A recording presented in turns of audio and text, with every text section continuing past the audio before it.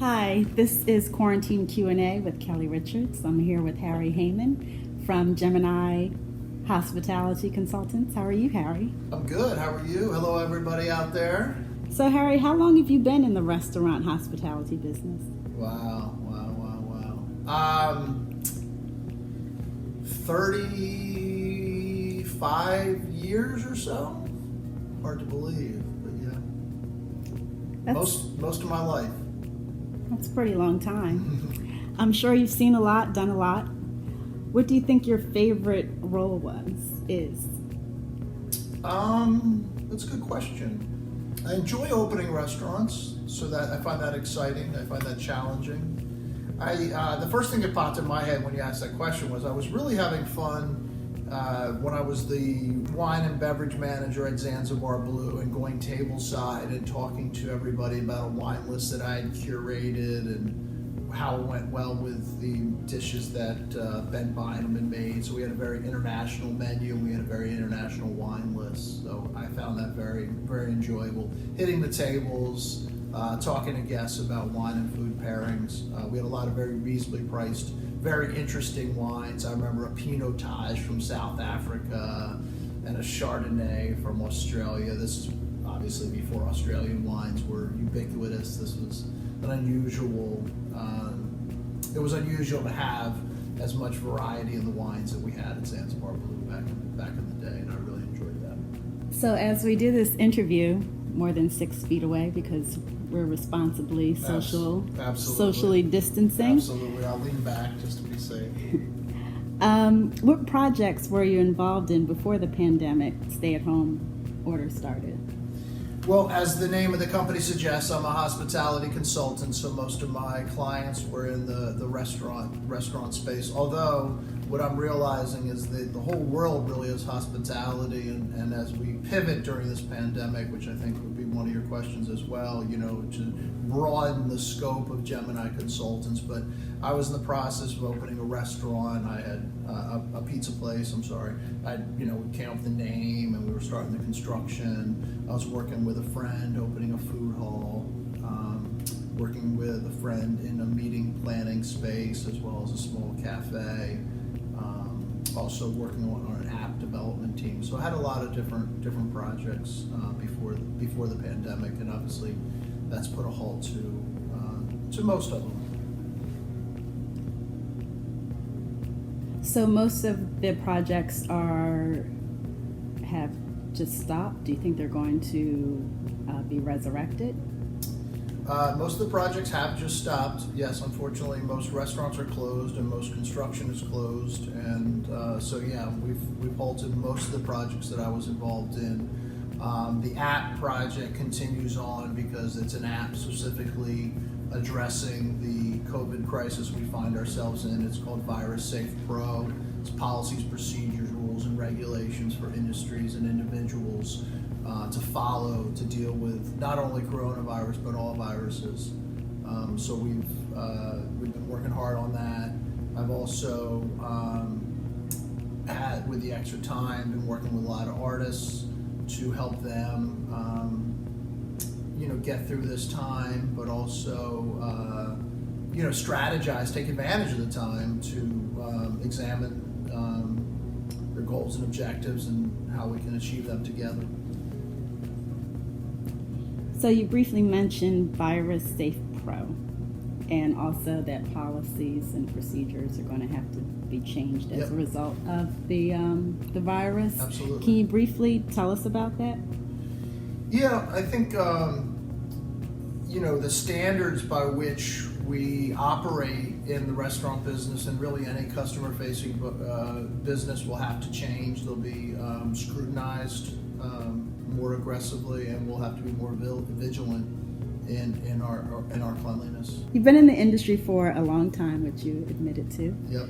And so I'm sure you've seen a lot of trends along the way. What do you think is going to be different this time around? Well, I think this is going to dramatically change our industry in any number of ways. I think you'll see smaller menus. You'll see again, just back to cleanliness and codes of conduct will be front and center, and how we are handling how we serve food and beverage will be more closely monitored than ever before. There certainly had been a trend recently in Philadelphia with the health department to be a little bit more aggressive with their inspections and their scrutiny. I think most people are familiar with other cities that have the grading system, A, B, C, so on and so forth. So it was my understanding that Philadelphia was moving in that direction, and I think this will expedite that process. So I think people will be more vigilant on inventories and product.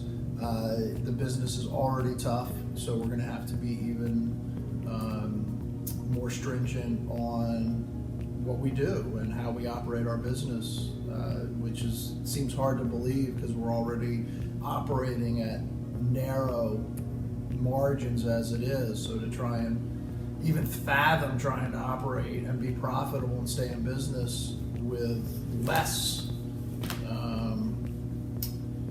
revenue and being tighter and more, tighter percentages and keeping costs even lower is going to be, a major challenge, but it's one we have to. The restaurant business is amazing. It's always adopted and figured it out. It's improvised. It's like jazz. You got to figure stuff out. So we'll figure it out. I'm not sure what that entails, but as each day provides more information as what the expectations are. But it'll boil down to being more efficiently, doing everything we were doing before, just more efficiently and better. So do you think that there's any good and or bad that came out of this? Well, it's hard to see the good. That's for sure. The bad, obviously, is the tremendous toll that we as a race are experiencing with death. I have said that I'm hopeful that as a result of this, this is the first time ever in human history we face one common enemy. I'm hoping as a result of that it'll unite us as a people, and the stuff that divided us before will cease to matter as much. So that's what I'm hopeful for. I may be an optimist. We'll see. People seem to find reasons not to like other people for the stupidest stuff, but I'm hoping now that we'll have the all same criterion, so that we'll have the same shared mission to be better as a people and united against a horrible thing, viruses in general. So as we sit in Green Soul Restaurant, that 1410 Mount Vernon. that is now empty. We It sit is. 6 feet apart. Yes, at least 6 feet, yes. That's why Or I'm more, so far away. or yes. more. So do you think this is what restaurants are going to look like in the future? I do. I think there'll be, tables will have to be further away from each other. So there'll be more sparse seating, but aesthetically, I think they'll remain relatively the same. I'm in the process of working with some companies that have some cleaning solutions that are more vigilant and more comprehensive, and will address not only COVID-19 but other viruses that are out there that don't get as much, have not got as much media attention, but exist. I'm also working with a company that will clean the air. So I think that aesthetically, they'll remain relatively similar, with the exception of the social distancing and the spacing that'll have to take place. But what you don't see will increase dramatically. So do you think we'll see more curbside pickup, delivery, that kind of stuff? Do you think I think food to go and delivery and replacement meals there's been a trend in that business towards that, and this is expedited, and that I think that'll certainly continue. 100%. So I'm sure there's probably some people who are interested in breaking into the restaurant business, Mm-hmm. and some emerging restaurateurs and experienced restaurateurs. Yeah. How do you think they should prepare for the future? What should they be doing now? Well, I think it's interesting. unfortunately, a lot of people will not be able to open back up. So there will be opportunities that didn't exist before for people that do want to get in the business. But that'll be the new standard. That'll be the new reality. So if you knew nothing before, then starting off and saying this is the new expectation, I think they may actually be at an advantage, because this is the new normal. Someone who's been doing it this way for forever is going to have a hard time making the adjustment. So there's been a lot of advances in our business, and those companies that have been able to adopt and change and incorporate those, like ours, have been able to survive. And anybody who comes in and plans on staying in the business or joining the business must adopt embrace all those technological advances and changes. And coronavirus and dealing with viruses is nothing new to our business, so we just have to be prepared to.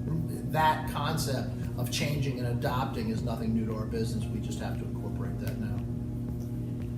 So how are you preparing to embark upon this new normal? Are you doing anything specifically? Yeah, I mean, the way that I personally am looking at it is it's an opportunity for us to be better.